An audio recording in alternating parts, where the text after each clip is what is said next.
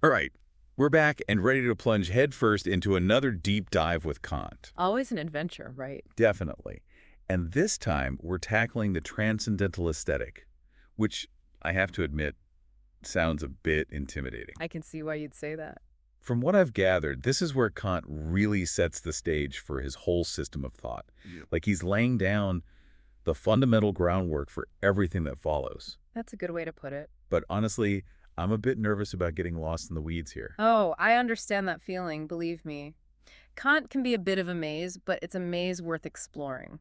The section is dense, yeah, but it's also incredibly rewarding, I think. I hope so. He grapples with some truly foundational questions here. Questions about the nature of knowledge itself, the limits of human reason, and how we even begin to make sense of the world around us. It's heady stuff. No kidding. And just to make sure I'm following, he starts off by focusing on space and time, He does, yeah. which I guess on the surface seems like a pretty straightforward place to begin. You'd think so, right? I mean, we all experience space and time every day. They seem pretty basic, pretty fundamental. Absolutely. They seem like the most intuitive, self-evident concepts there are. But that's exactly what makes this section so mind-bending. Kant ends up turning our everyday understanding of space and time completely upside down. Okay, now I'm intrigued. So how does he even begin to unravel this whole space and time thing? Like, where's the starting point for him? Well, he kicks things off with the idea that all of our knowledge, all of it has to begin with what he calls intuition. Intuition, like a gut feeling. Not quite. For Kant, intuition means a kind of direct connection with objects, a direct grasp of them through our senses. So it's about how we initially encounter the world through sight, touch, hearing, all of that. Exactly. Okay, but wouldn't that just be like our senses passively absorbing information from the outside world? What's so special about that? But that's where things get interesting. Kant points out that this connection, this intuition, isn't just a passive process. Our minds aren't just blank slates waiting to be filled with sensory data. Our minds are actively involved right from the start, shaping and organizing our experiences. So it's not just that I see a tree, but my mind is actually doing something with that visual information to make sense of it. Is that what you're saying? Precisely. Kant makes this really important distinction between the matter of our experience, which is like the raw sensory data coming in, and the form, which is how our minds structure that data, how we organize it, categorize it, and ultimately how we make sense of it. Okay, I think I'm following so far. And here's the mind-blowing part, the part that really shook things up back in Kant's day, and still does today. He argues that this form, the way we structure our experience, doesn't come from the objects themselves, but from our minds. Hold on. Are you saying that the way I experience a tree, the way I see its shape, its size, its location in space, that all of that is actually imposed by my mind and not really inherent to the tree itself? That's exactly what he's saying. That seems, well, I don't know, kind of radical, doesn't it? Like almost too radical? It is radical. It was one of the most revolutionary ideas in the history of philosophy. So Kant is basically saying that space and time aren't objective realities that exist out there independent of us. Right. They're not like these fundamental building blocks of the universe or something. Right.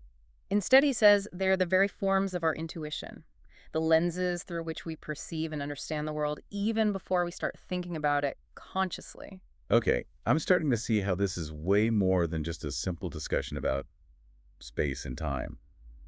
It's really about how we understand reality itself, isn't it? It is.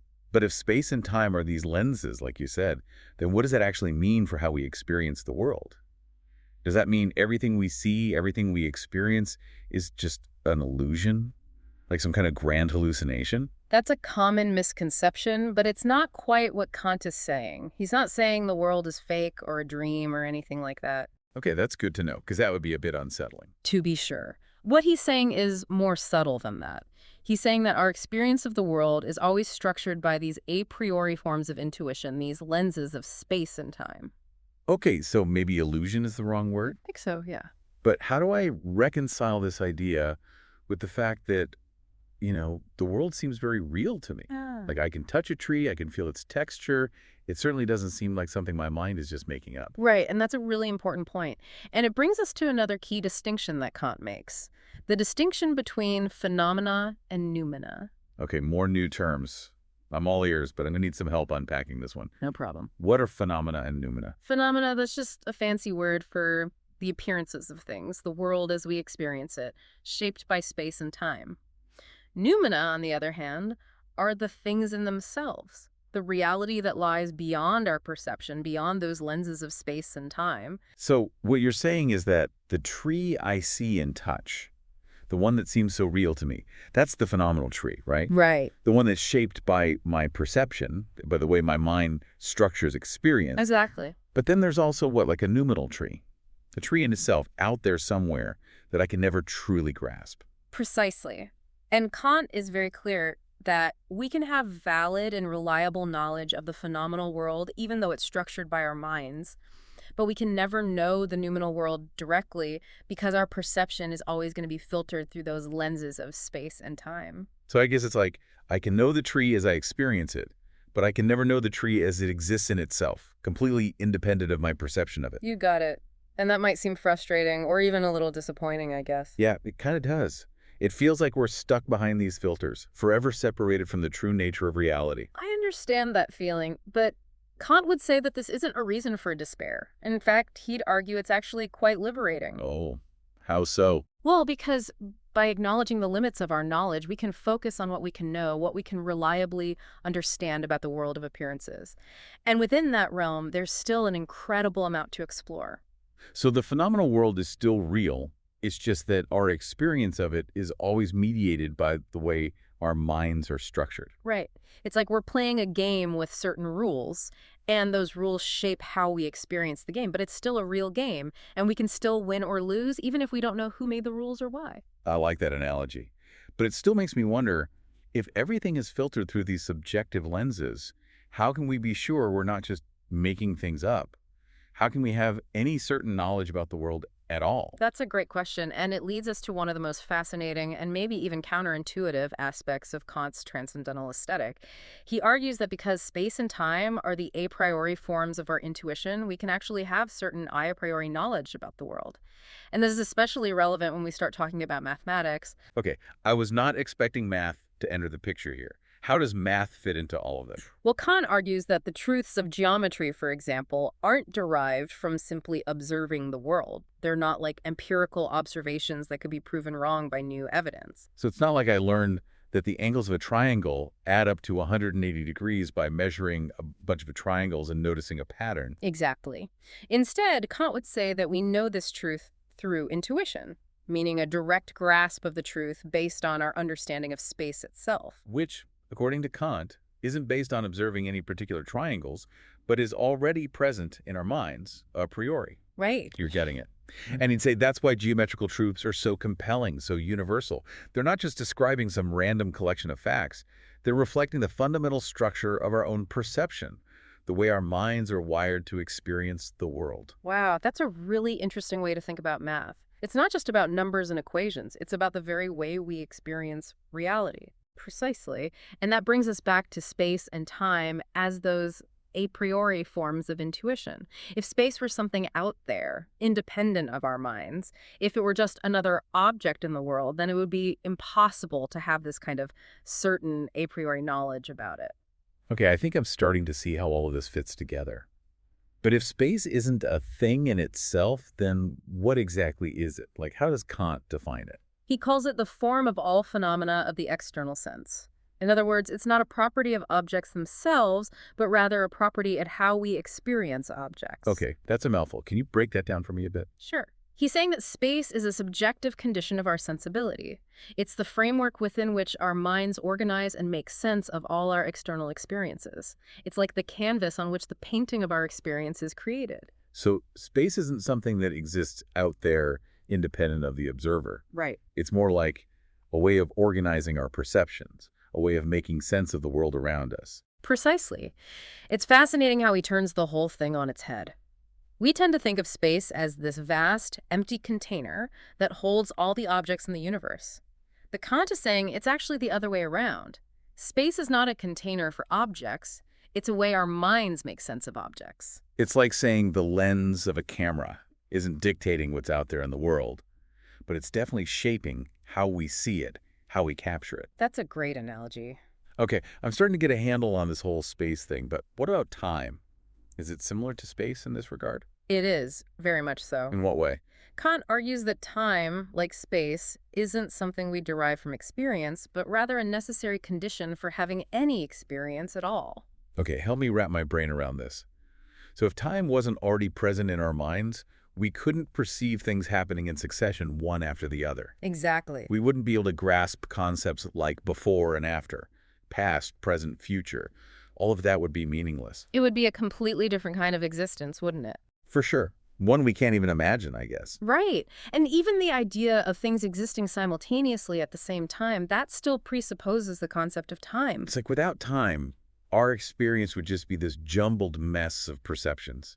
No order, no structure, just chaos. Exactly. So is time like this universal organizer then? Like the framework that gives order to our entire experience? I think that's a great way to put it. Both our inner experience of thoughts and feelings and our outer experience of the world around us. Yeah, it provides the structure for understanding change, motion, and even the very idea of something remaining the same over time. It's kind of amazing when you think about it. It is. And just like space, Kant argues that time isn't something out there independent of the observer. It's not like this river flowing along, carrying us from past to present to future. So no cosmic river of time. Not for Kant, no.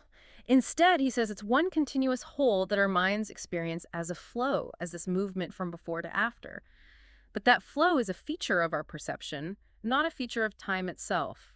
Okay, so we've established that both space and time, for Kant, are pure intuitions and not objective realities. Yes. But, and I hate to keep bringing this up, doesn't that mean they're illusions? Does that make our whole experience essentially false?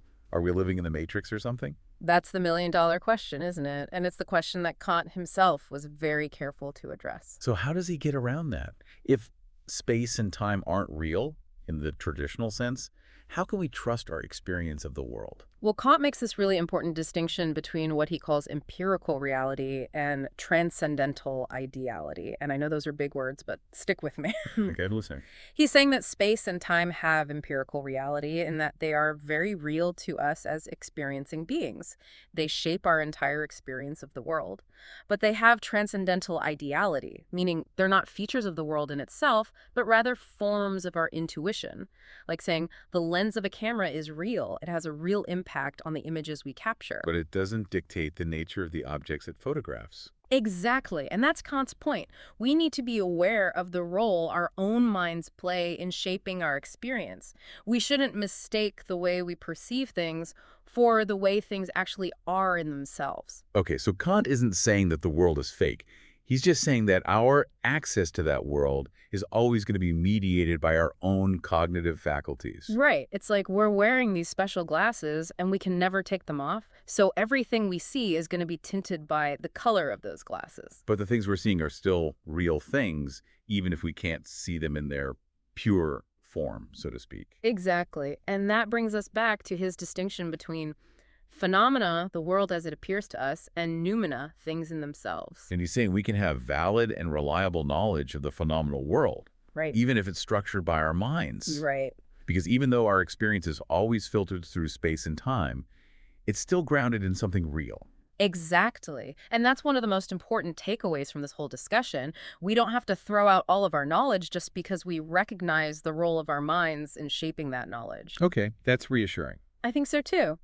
And this actually leads us to another really interesting point that Kant makes. What's that? He even goes so far as to say that the laws of nature, which we discover through science, like the laws of physics and chemistry, Right. he says those are laws governing the phenomenal world, the world of appearances, not the noumenal world, the world in itself. So even though we can't know the noumenal world directly, our scientific knowledge of the phenomenal world is still valid and meaningful.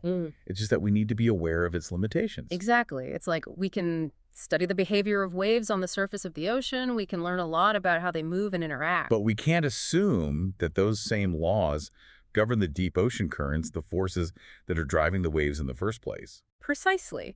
And for Kant, that's okay. We can still have a deep and rich understanding of the world we experience, even if we acknowledge that it's not the only way the world could be. I see. So it's not about throwing out science or rejecting the idea of objective truth. Not at all. It's about being more precise about what kind of truth we're talking about, what kind of knowledge we can have. Exactly. It's a more nuanced, more sophisticated view of knowledge itself. I'm starting to see why Kant is considered such a giant in the history of philosophy. Yeah, This is really challenging, but also really exciting stuff. I agree. And we've only just scratched the surface. So much to unpack here. I feel like we could talk about this for hours. We probably could, but let's try to stay focused. Right, focus. Okay, so we've established that space and time, according to Kant, are these a priori forms of intuition and not some objective realities out there. Correct. But I have to admit, I'm still struggling to wrap my head around this. What exactly are these a priori intuitions? How do they actually work in shaping our experience? Like, how does this actually play out in, real life? Yeah, it's definitely a challenging concept to grasp, for sure. It is. Well, let's start with space. Kant meticulously dismantles the idea that space is something that exists independently of us. He argues that we can't possibly derive the concept of space simply from observing external objects. Because to even have the idea of objects existing outside of us or beside each other or whatever, the concept of space has to already be in place, right? Exactly. It's a precondition for us to even be able to experience those objects as external to ourselves. So rather than learning about space through experience, like Yeah. we learned about, I don't know, the properties of water or something, space is actually a precondition for us having experiences in the first place. Exactly. Like it's the stage that has to be set before the play can even begin. The pre-existing canvas. Yeah, exactly. Good analogy. The pre-existing canvas on which the painting of our experience is created. Okay, so that's a pretty big shift in perspective, to say the least. But then he goes even further, right? He argues that space isn't something that can be broken down into smaller parts, like it were a physical object. Right. He says it's a singular, unified whole. So it's not like space is made up of a bunch of little spaces all put together. It's more like the very idea of individual spaces only makes sense because we already have this concept of space as a whole. Like there's this one big container, so to speak. I like that, the container metaphor. And everything we experience as being in space is really just contained within this one all-encompassing space. And when we talk about different spaces, we're really just talking about limitations within this one big space. I think I see where you're going with this. Yeah. This ties into his argument about mathematics, doesn't it? It does, yeah. Because this is how he explains the apodictic certainty of geometry. Apodictic certainty. That's a new one. Yeah, it's just a fancy way of saying absolute, undeniable certainty. So the principles of geometry, like the fact that the angles of a triangle always add up to 180 degrees, he's saying those principles aren't derived from simply analyzing the concept of a triangle. It's not like we're just manipulating symbols in our heads. It's more like we know this truth through intuition, meaning a direct grasp of the truth based on our understanding of space itself. Exactly. Which, according to Kant, isn't based on observing any particular triangle. Nope. It's already present in our minds a priori. Exactly. And if space were something out there, independent of our minds, it would be impossible to have this kind of certain a priori knowledge about it. Okay, that makes sense. But if space isn't a thing in itself, then what exactly is it? He calls it the form of all phenomena of the external sense. In other words, it's the subjective condition of our sensibility, under which alone external intuition is possible for us. Okay, so again, a lot to unpack there. But what I'm hearing is space isn't a property of objects themselves, but a property of how we experience objects. You got it. And it's important to note that Kant is not saying that space is an illusion. He's saying that it's empirically real, meaning that it is real for us as experiencing beings. It shapes our entire experience of the world, but it's also transcendentally ideal, meaning that it's not a feature of things in themselves, but a form of our intuition. It's like the lens of a camera is real. It has a real impact on the images we capture. But it doesn't dictate the nature of the objects it photographs. That's a great analogy. Okay, I think I'm getting a handle on this whole space thing. But what about time? Is it similar to space in this regard? It is very much so. Kant argues that time, like space, isn't something we derive from experience, but rather a necessary condition for having any experience at all. So let me see if I can follow this. If time weren't already present in our minds, we couldn't perceive things happening in succession, one after the other. We wouldn't be able to grasp concepts like before and after, Exactly. or past, present, future. All of that would be meaningless to us without the concept of time already in place. Absolutely. And Yeah. even the idea of things existing simultaneously at the same time, that still presupposes the concept of time. It's like without time, our experience would just be this jumbled mess of perceptions. No order, no structure, just chaos. Kind of like my desk most of the time. Well, I won't comment on that, but yeah, you're getting the idea. Without time, we wouldn't be able to distinguish between events to make sense of change or motion, or even to understand the idea of something remaining the same over time. So time is like this universal organizer then. Like it's the framework that gives order to our entire experience. I think that's a great way to put it, yeah. Time provides a structure for understanding change, motion, and even the very idea of something remaining the same over time. Okay, so far, so good. But here's the thing that's really tripping me up. If time is just a form of our intuition, like space, doesn't that mean it's static, it's unchanging? Well, that's where things get really interesting. I bet it does with Kant. Right, because if time itself is unchanging, how do we explain all the change we see in the world around us? How do we make sense of motion, of things coming into being and passing away? That seems to suggest that time itself has to be changing in some way. Right. I mean, if time were just this fixed, unchanging backdrop, how could anything ever change within it? That's a great question, and it's one that Kant addresses directly. So how does he explain it? Well, he distinguishes between time itself as a pure intuition and the content that we experience within time. So it's like the difference between a stage and the play that's being performed on that stage. The stage itself remains the same, but the scenery changes, the actors come and go, the story unfolds. Precisely. You're getting it. Time is the unchanging backdrop, the framework within which we perceive all change. And it's this very framework, this a priori intuition of time, that allows us to grasp the concept of change in the first place. Because without the idea of before and after provided by this intuition of time, we wouldn't even be able to experience change at all. Exactly. It would just be this chaotic jumble of perceptions with no order or sequence. We'd be lost at sea. Right, we need that compass of time to orient ourselves in the world.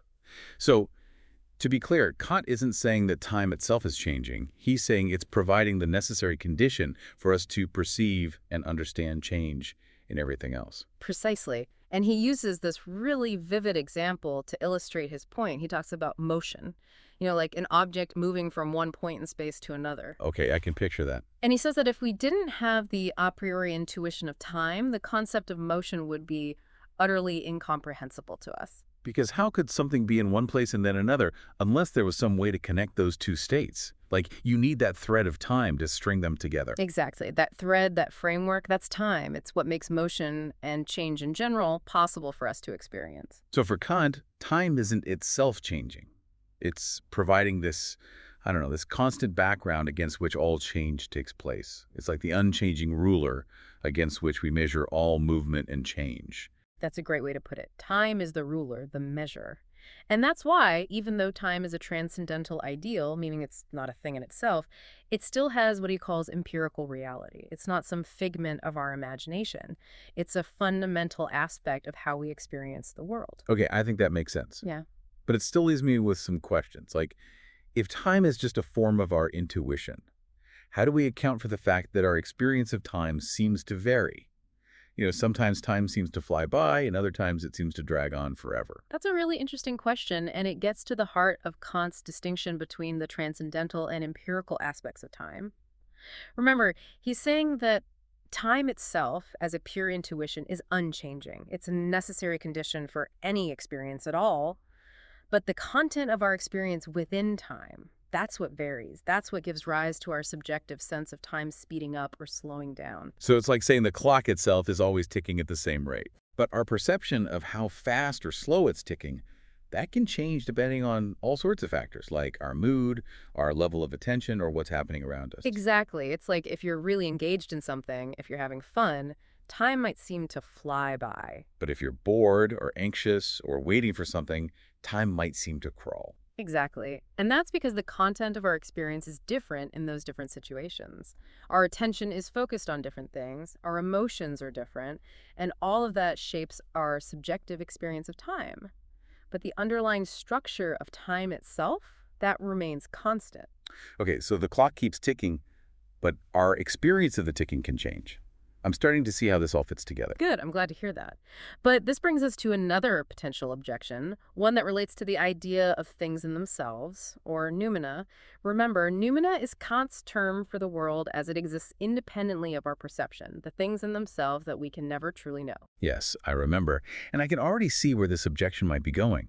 If space and time are just forms of our intuition, how can we be sure there's even anything out there to be intuited in the first place? Maybe there's no external world at all. Maybe it's all just a projection of our own minds. That's a very astute observation. Hmm. And it's a valid point. If everything we experience is filtered through the lenses of space and time, how can we be sure there's anything real on the other side of those lenses? How do we know we're not just making it all up in our heads? Right. It's like saying, well, I can't prove there's a projector shining light on a screen, but I know there must be something causing the images I'm seeing. Exactly. Kant anticipates this objection and offers a very subtle and intriguing response. Oh, I'm curious to hear this. What does he say?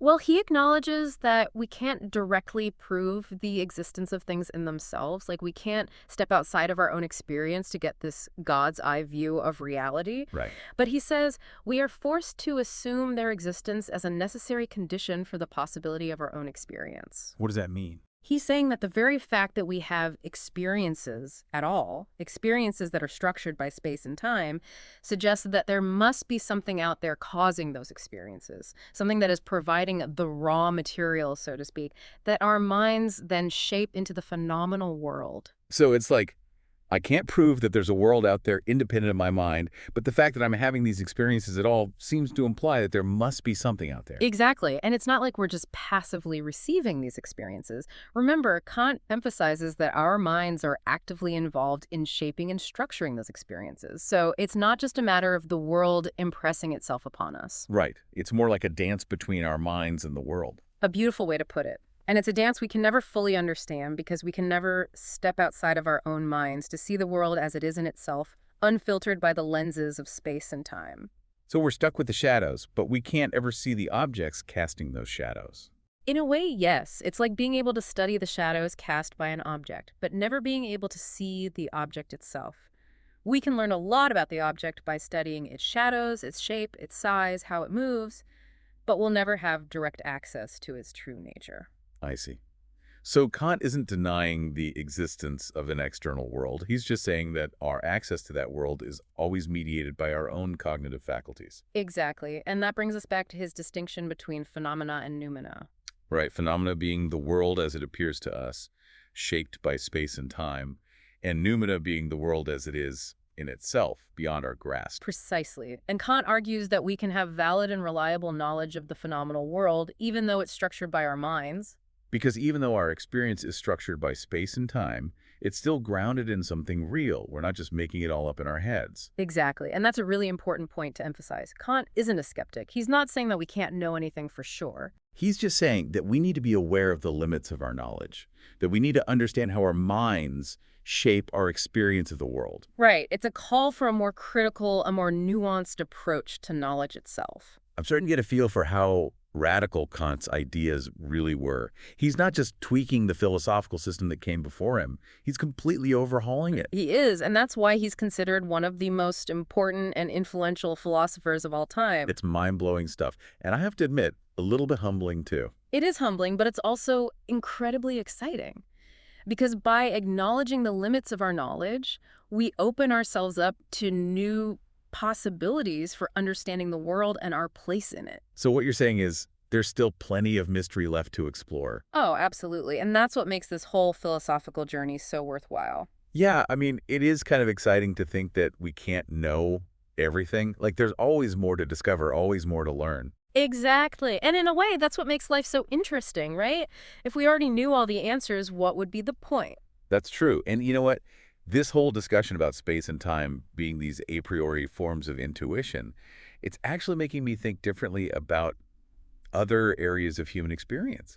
Like what? Well, like morality, for example, or art, or even love. Interesting. Tell me more. How is Kant's thinking about space and time making you think differently about those things? Well, if space and time are just these frameworks that our minds impose on the world, maybe other aspects of our experience are structured in a similar way. That's a really insightful connection. And you're right, Kant does talk about this. In fact, he distinguishes between different kinds of knowledge. He says there's theoretical knowledge, which is what we've been talking about mostly, knowledge about the world, about how things work. Right. But then there's also practical knowledge, which is more about how we should act, what's right and wrong, how to live a good life. Okay, I'm following so far. And he says that practical knowledge has its own a priori principles. just like theoretical knowledge does. So it's not like we figure out what's right and wrong just by observing the world around us. Right. It's not just a matter of, well, everyone else is doing it, so it must be okay.